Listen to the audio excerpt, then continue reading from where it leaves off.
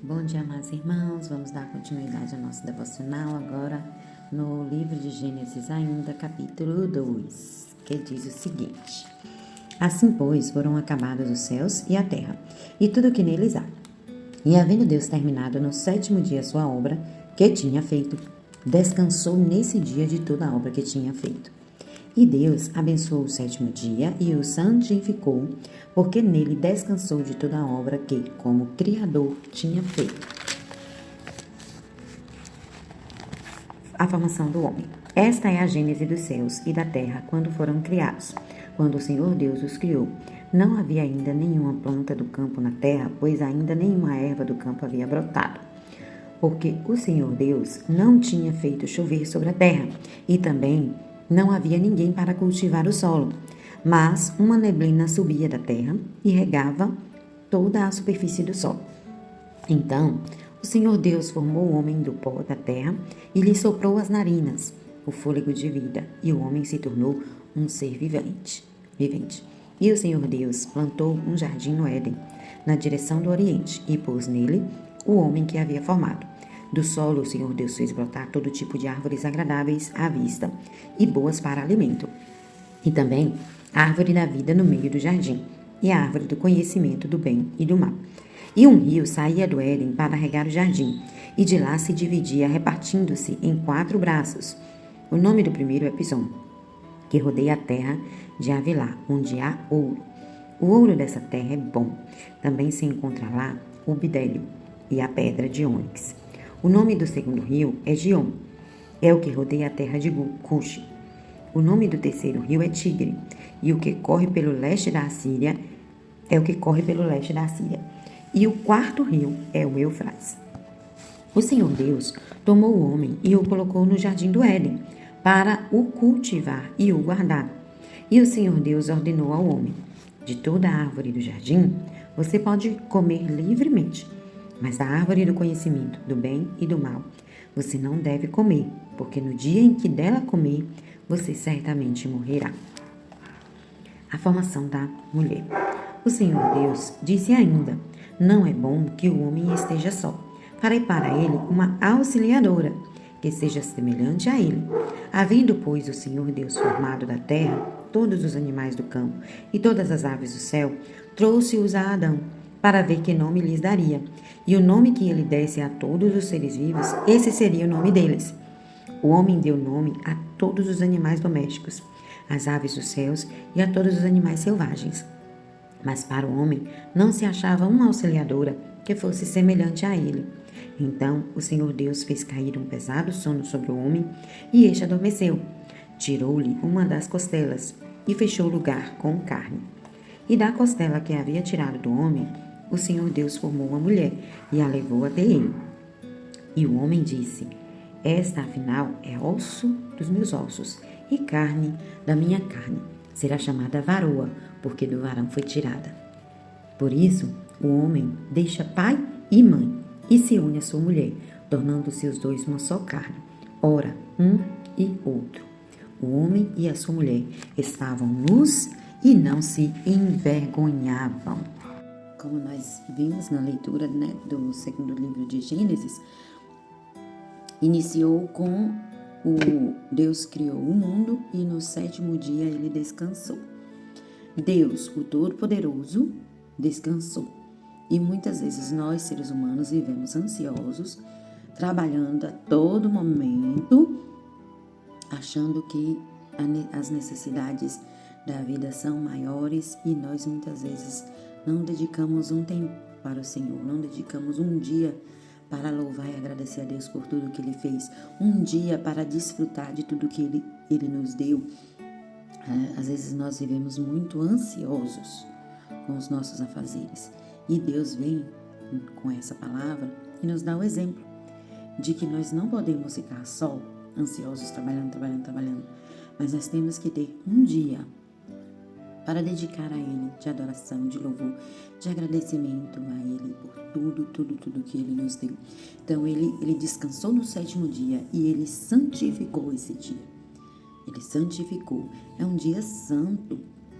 Então nós, como filhos de Deus, nós devemos seguir o exemplo de nosso Pai.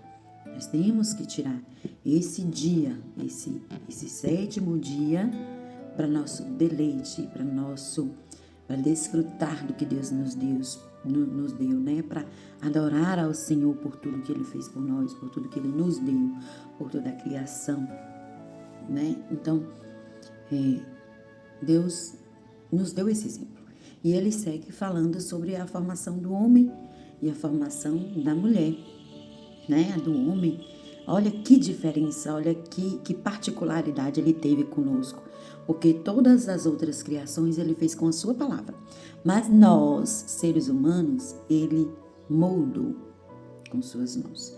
Ele aproveitou o pó da terra, que estava úmido por conta da neblina, e Ele nos moldou, Ele moldou o homem e assoprou a narina do homem e deu fôlego de vida.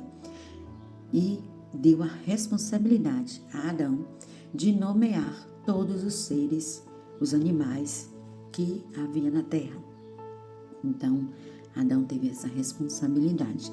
Ele criou um jardim específico para que o homem cuidasse e zelasse, vivesse naquele jardim, e tinha os alimentos ali, todo tipo de alimento possível. Ele disponibilizou ao homem, né? Ele só teria que cuidar e tá sempre renovando, né?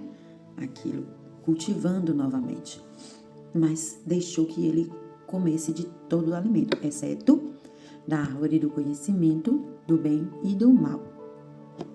E deixou, logo em seguida, ele viu que o homem estava só e que o homem precisava de uma auxiliadora, alguém que o ajudasse. Olha a preocupação e o zelo de Deus conosco, né? Então, ele não quis que o homem ficasse só. Então, ele fez com que Adão dormisse, e da costela de Adão, ele tirou um pedaço e fez a mulher.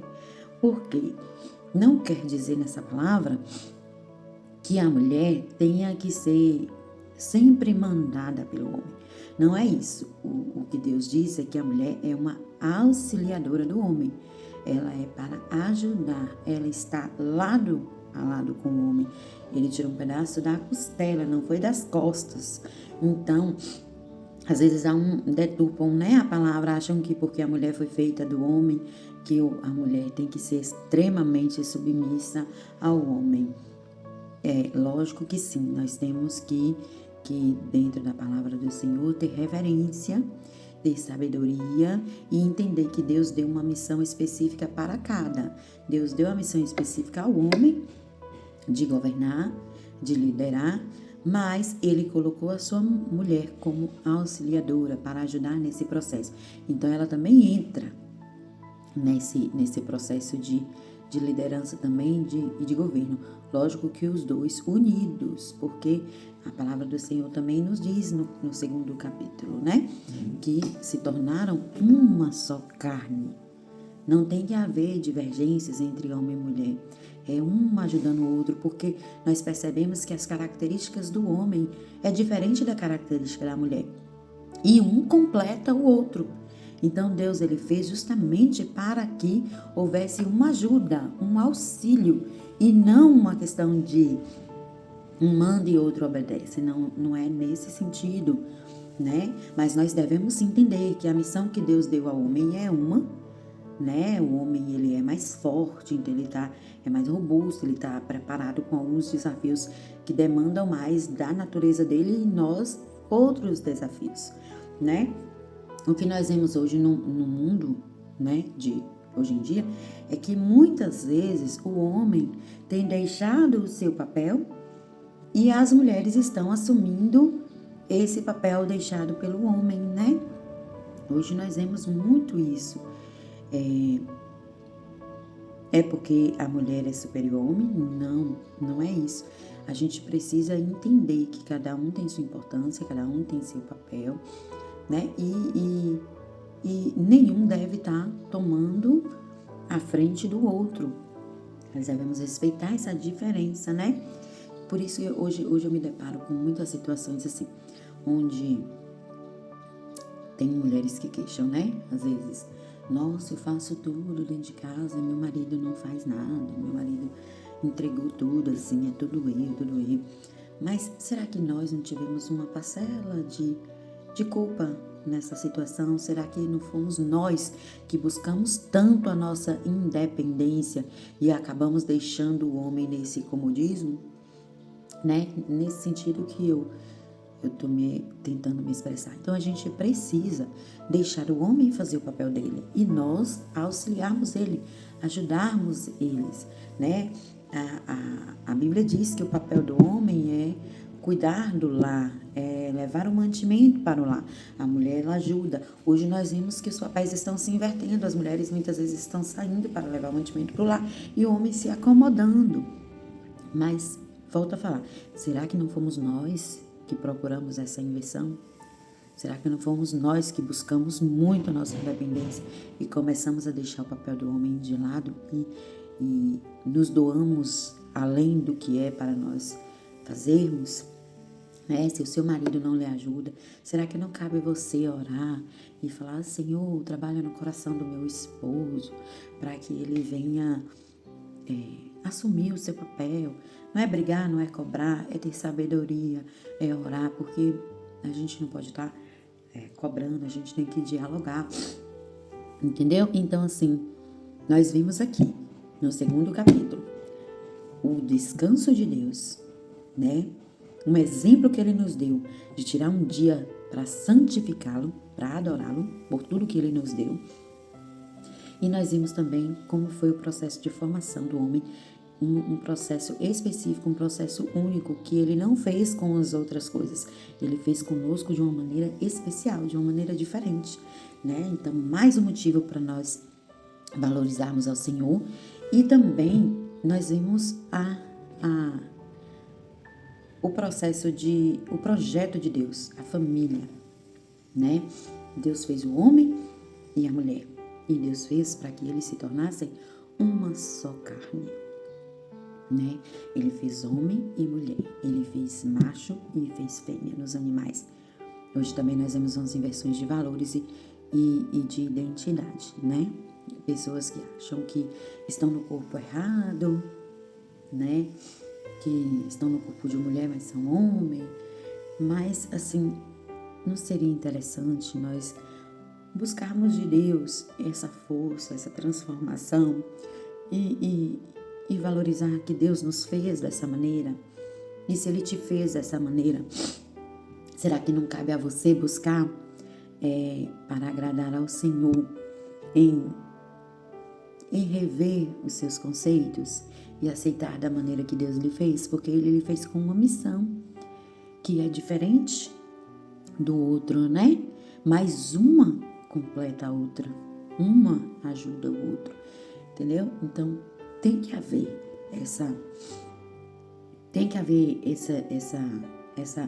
esse conjunto, essa união de dois seres diferentes para completar um só, para ter uma só carne. Foi assim que Deus deixou, né? Se muitas vezes nós sentimos algo diferente do que aquilo que Deus deixou, eu acredito que nós precisamos buscar ajuda, né? Reconhecer sim, porque não adianta fugir, a gente precisa tá buscando orientação de alguém que tem um entendimento espiritual e também científico e falar: nossa, Deus me fez assim, eu quero assim do jeito que Deus me fez, mas eu sinto essa diferença. Então, não seria interessante, ao invés de você se deixar dominar pelo seu eu, você procurar controlar o seu eu segundo a vontade do Senhor, para que o projeto dele, que é a edificação da família, se concretize na terra, se conclua, se evolua, né? Porque as famílias, elas são formadas assim. E assim eu deixo essa reflexão.